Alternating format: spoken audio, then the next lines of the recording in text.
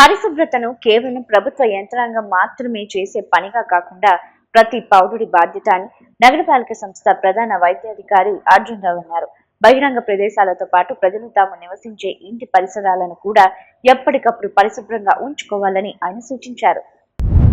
రాష్ట్ర ప్రభుత్వం పట్టణాల్లో పారిశుద్ధ్యం, పరిశుభ్రతను మెరుగుపరచడానికి స్వర్ణాంధ్ర, స్వచ్ఛాంధ్ర సాధించడానికి చేపట్టిన రాష్ట్ర వ్యాప్త ప్రత్యేక ప్రచార కార్యక్రమంలో భాగంగా ఆపరేషన్ క్లీన్ స్వీప్ పేరిట 40-41 డివిజన్లో సంయుక్త ఆధ్వర్యంలో జరిగే కార్యక్రమానికి స్థానిక ప్రజాప్రతినిధులు సర్వ చిన్న సుబ్బయ్య, హబీబ్ పాటు నగరపాలక సంస్థ ప్రధాన వైద్యాధికారి అర్జున్ రావు ముఖ్య అతిథిగా పాల్గొని మార్గనిర్దేశం గావించారు. ఈ సందర్భంగా వారు మాట్లాడుతూ కార్యక్రమం యొక్క ముఖ్య ఉద్దేశాన్ని వివరించారు.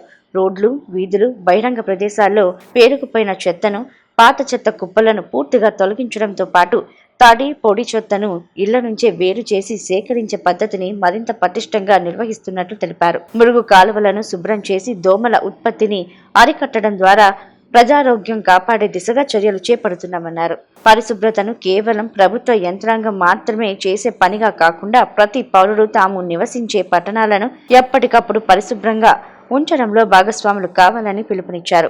ఈ కార్యక్రమంలో 40వ division sanitary inspector Y Adinarayana Murthy ఇంకా పారిశుద్ధ్య సిబ్బంది పాల్గొన్నారు.